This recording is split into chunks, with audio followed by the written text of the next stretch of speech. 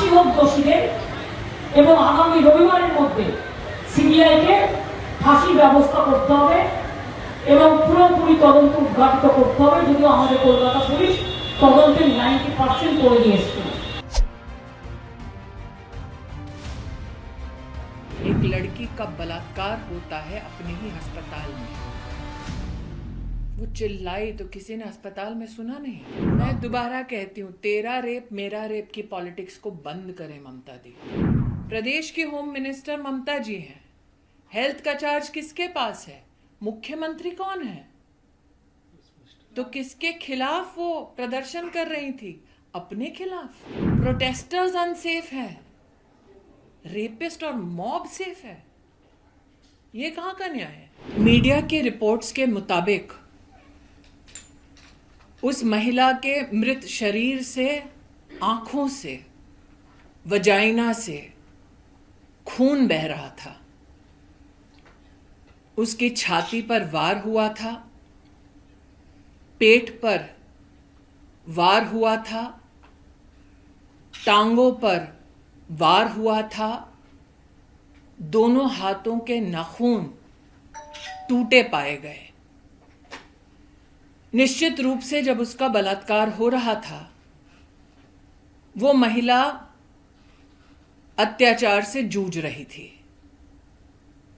सवाल ये उठता है कि क्या किसी ने उस फ्लोर पर उस महिला के चिल्लाने की आवाज को नहीं सुना?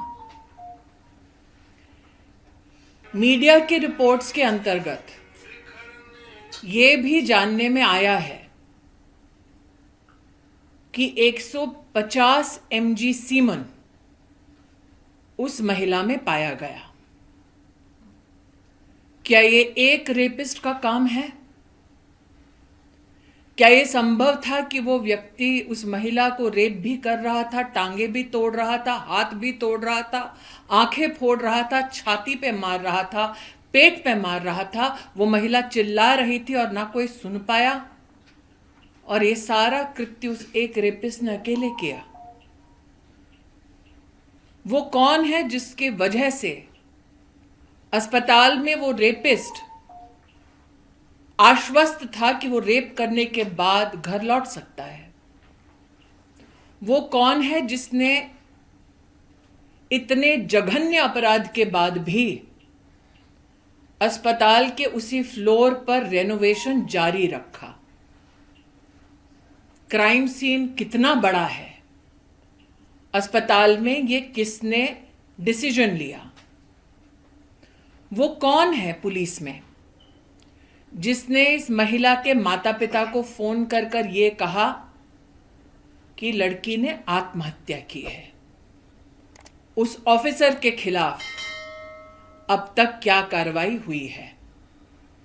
उस ऑफिसर को किसने निर्देश दिया, इंस्ट्रक्शन दिया कि वो लड़की के माता पिता को ये कहें कि सुसाइड हुआ है?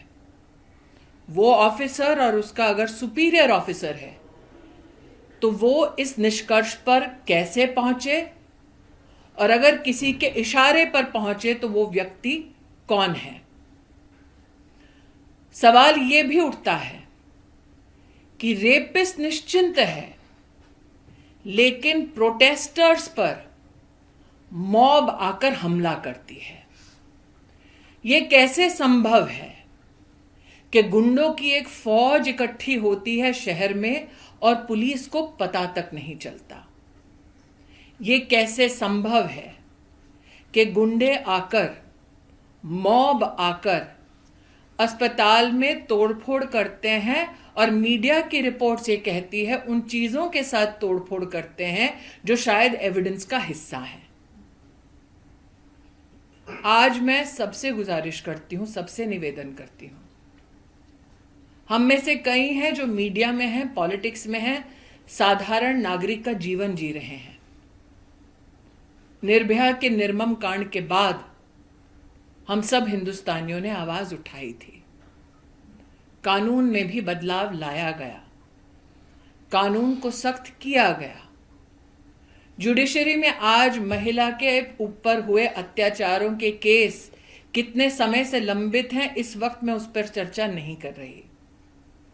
जो प्रोटेस्टर्स इकट्ठे हुए कलकत्ता शहर में, वो शायद एक दूसरे को ना जानते हैं, ना कभी किसी ने किसी से एक दूसरे का धर्म पूछा, ना रीजन पूछा, ना जाति पूछी, ना वोट प्रेफरेंस पूछा। विषय है कि उस लड़की को न्याय मिलेगा या नहीं मिलेगा। मैं आज हर उस प्रोटेस्टर से जो सड़कों पर उतरा है इस महिला को न्याय दिलाने के लिए, उनसे कहना चाहती हूं, पश्चिम बंगाल के हर उस नागरिक के साथ जो इंसाफ की तलाश में है, पूरा देश एकजुट होकर खड़ा है। लेकिन हमें सवालों पर वापस ध्यान केंद्रित करना है। एक लड़की का बलात्कार होता है अपने ही अस्पताल में। वो चिल्लाई तो किसी ने अस्पताल में सुना नहीं।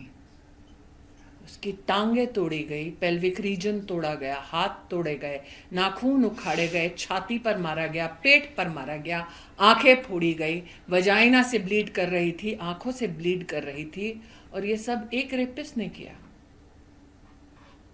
सवाल कई हैं, जवाब का इंतजार जनता को है। मैम, मुख्यमंत्री ममता बनर्जी ने कुछ देर पहले ही अभी उन्होंने भी एक प्रोटेस्ट रैली मार्च किया है। उसमें वो कह रहे हैं कि जो मुझे पता चला कि आरजीकर में जाकर सीपीएम और भाजपा ने तोड़फोड़ की है 14 तारीख को। मैं दोबारा कहती हूं, तेरा रेप मेरा रेप की पॉलिटिक्स को बंद करें ममता दी। क्या अब लड़की के बलात्कार के लिए, उसके इंसाफ के लिए हिंदुस्तान की जनता तभी आवाज उठाएगी उस लड़की की और उस प्रदेश की पॉलिटिक्स को देखकर? और अगर ममता जी को लेफ्ट विंग से इतनी ही परेशानी है तो इंडिया अलायंस छोड़ दें। लेकिन प्रश्न उठता है कि मिचिल विरोध प्रदर्शन किसके खिलाफ किया? प्रदेश की होम मिनिस्टर ममता जी हैं। हेल्थ का चार्ज किसके पास है? मुख्यमंत्री कौन है? तो किसके खिलाफ वो प्रदर्शन कर रही थी? अपने खिलाफ।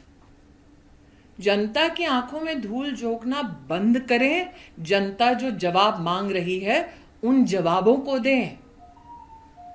किसके आदेश पर यह कहा गया कि लड़की ने सुसाइड किया था? क्यों, अगर माता पिता पिटीशन कर रहे हैं कि 150 mg सीमेन है, तो क्या उसका उल्लेख एफआईआर में है? किसने मॉब को अलाउ किया एकत्रित हों और प्रोटेस्टर्स को पीटें? प्रोटेस्टर्स अनसेफ है, रेपिस्ट और मॉब सेफ है। ये कहां का न्याय है?